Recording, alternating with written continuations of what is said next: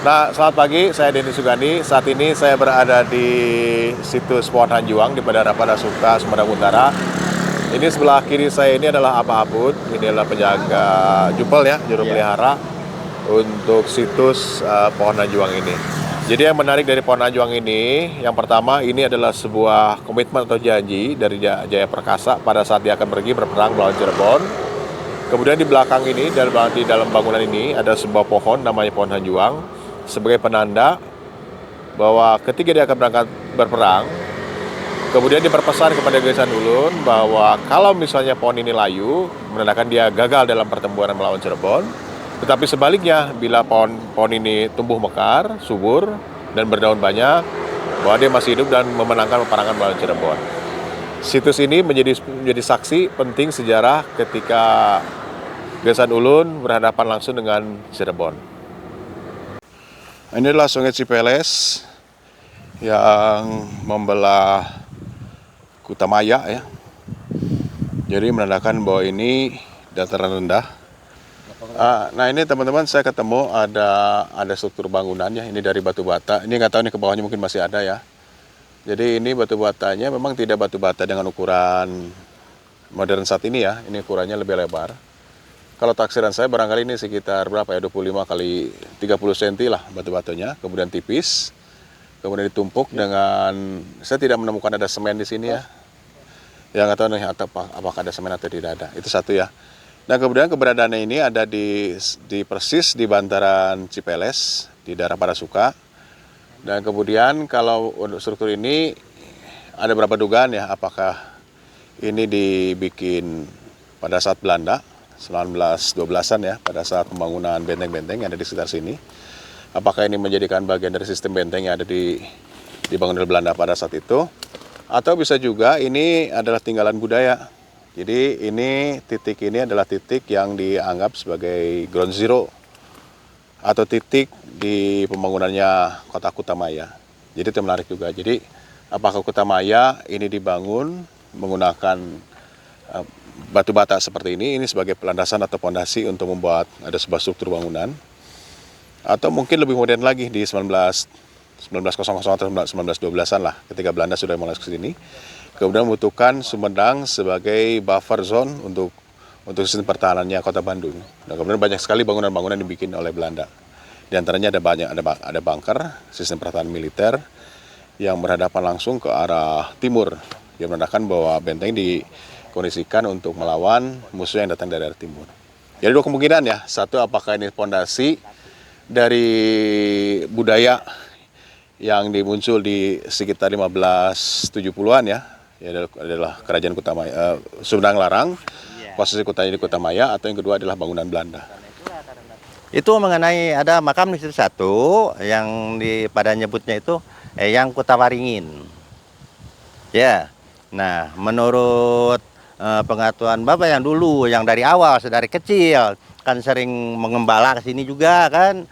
Mungkin di usia 8 tahun, 9 tahun udah bersering jalan ke sini.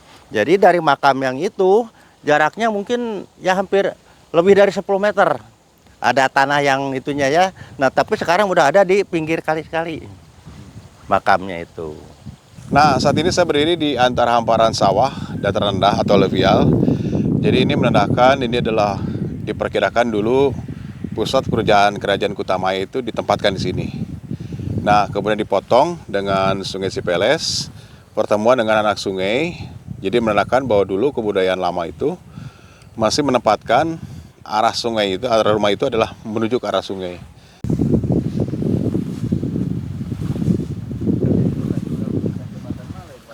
Nah, saya ingat Bapak ya, makam ini dulunya di sini ada pohon kemiri yang besar atau pohon muncang kan. Nah, ini pakai bambu, istilahnya disorong kalau kata orang Sunda. Nah, sampai ke sini ya.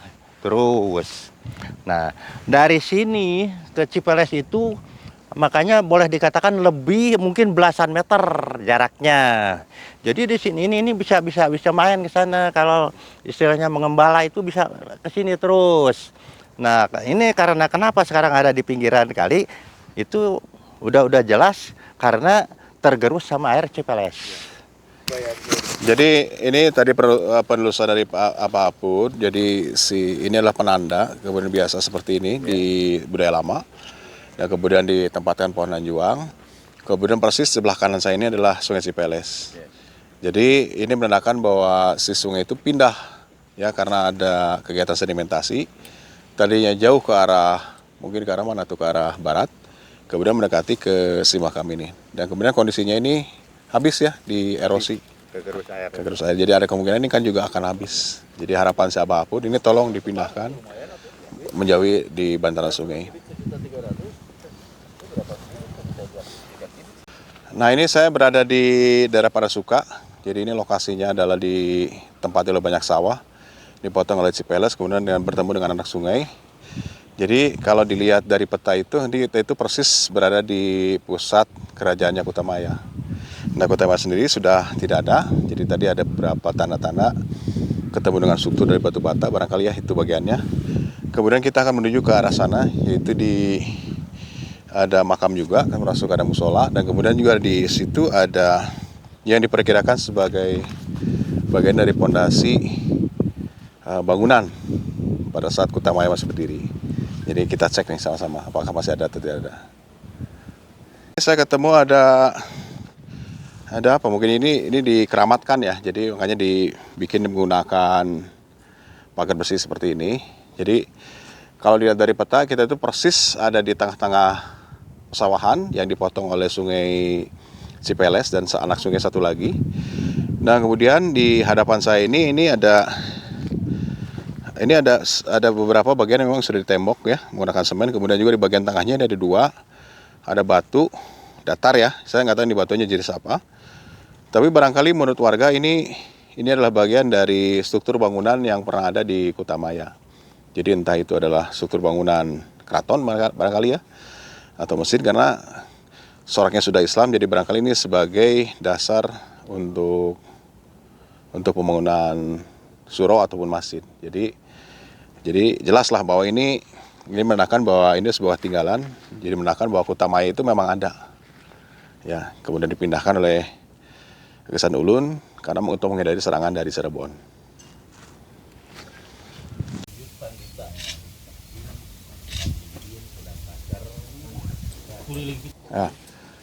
Baik teman-teman semuanya, jadi ini adalah penanda bahwa ini adalah pusat kota Kutamaya gitu Pak ya. Gerbangnya Sumedang. Gerbangnya Sumedang. Jadi pada abad 16 ya, 16 pertengahan sampai akhir. Jadi ini ditandai sebagai pusat pemerintahannya Sumedang Larang. Jadi pusat kotanya di sini Kang.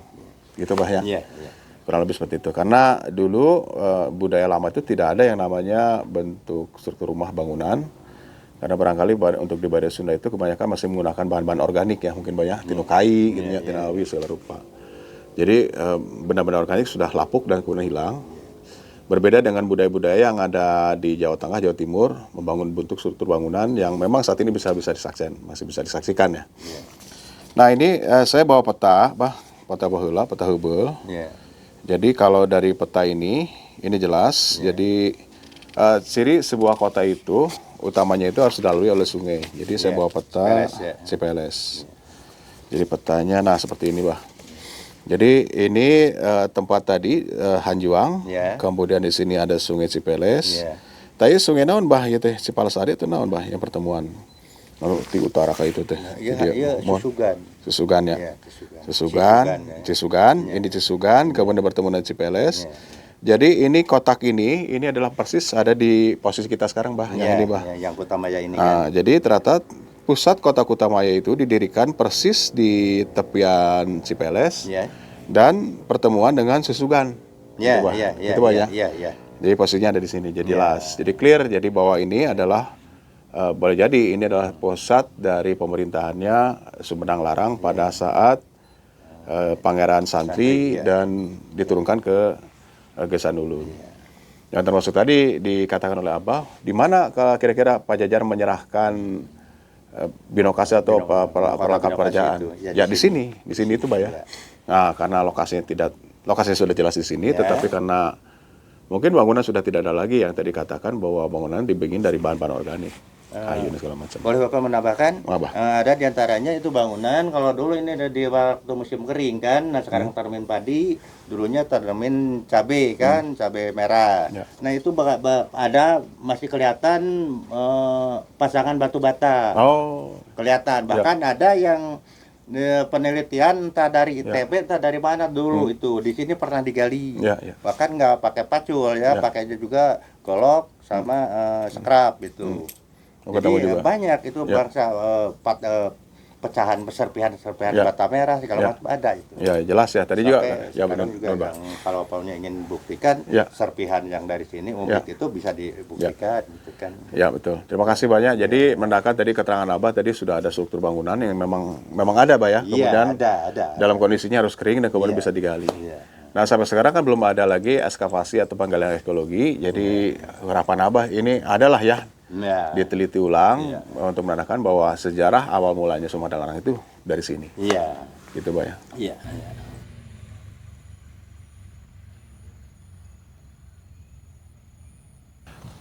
Ini saat ini kita berada di Gunung Bongkok. Jadi inilah gunung. Barangkali ini adalah karena batuannya batuan breksi, lebih keras, tersingkap ya seperti ini. Kemudian seiring waktu terlapukan ya, dan kemudian membentuk bongkah-bongkah batu seperti ini. Dan ini biasa ya untuk yang litologinya atau batuan penyusunan batuan gunung api. Nah kemudian untuk orientasi lokasi ini, saat ini saya berada di Gunung Bongkok di daerah Luhur. Dan kemudian kalau kita ke arah selatan itu ketemu dengan sistem gunung apinya. Jadi kalau ke arah sana, ke arah kanan saya itu ada satu sistem gunung api namanya Kareumbi. Jadi ini adalah Kareumbi, Karancang dan segala macam. Itulah gunung api purba. Dan inilah bagian punggungan dari gunung-gunung api itu. Nah kemudian sering waktu ini di kiri kanan ini adalah lembah yang sangat dalam sekali. Jadi menandakan bahwa ini terjadi proses erosi sangat lanjut ya. Kemudian di bagian bawahnya karena ada material yang dibawa ke bawah kemudian diendapkan menjadi subur. Nah ini titik ini adalah titik lokasi pemindahan dari Kutamaya ke Daya Luhur yang dilakukan oleh Gasan Ulun pada tahun barangkali sekitar 1580 lebih lah, 1580-82 ya mungkin ya. Nah kemudian diantaranya adalah untuk menghindari dari serangan Cirebon karena saat itu Sumedang sangat mudah sekali diakses. Dan kemudian Gasan Ulun dan seluruh rakyat yang ada di daerah Kutamaya kemudian mengalihkan seluruh warganya itu berdiri atau menempati satu bidang tanah di atas ketinggian seperti ini. Nah barangkali untuk alasannya itu sendiri kenapa ada di Luhur itu diantaranya adalah untuk menghindari dari serangan musuh. Kemudian yang keduanya itu adalah untuk sistem pertahanan secara alami karena di daerah tinggi seperti ini susah sekali dijangkau. Kemudian berikutnya adalah lokasi yang bisa untuk mengamati pergerakan musuh. Jadi bila mana musuh akan datang, itu akan mudah sekali dilihat dan kemudian bisa dilakukan penyerangan barangkali seperti itu.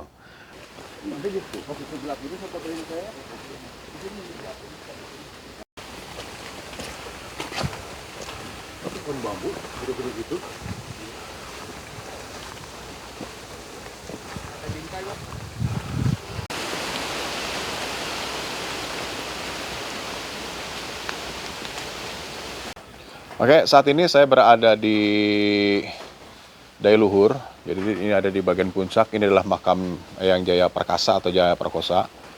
Jadi makam ini posisinya lebih tinggi dibandingkan makamnya Gasan Ulun. Jadi juga menarik ya. Kenapa seorang jenderal atau penguasa perang pada saat itu yang dipercaya untuk memerangi Cirebon dikuburkan posisinya lebih tinggi dibandingkan seorang raja yang ada di bagian lebih bawah. Nah ini kita akan naik, kita akan melihat kira-kira apa yang menarik di sana. Karena diceritakan bahwa ketika Kutamaya dialihkan ke Daya Luhur, kemudian menjadi konflik bagi Eyang Jaya Perkasa, merasa bahwa dirinya itu tidak diberitahu, ada pemindahan kota dari Kutamaya ke Daya Luhur. Nah kemudian kalau diceritakan juga, akhirnya dia menyepi satu tempat ini di daratan tinggi ini. Kemudian setelah itu meninggal dan kemudian dikuburkan di atas gunung ini. Kita saksikan bersama-sama. Yuk kita lihat.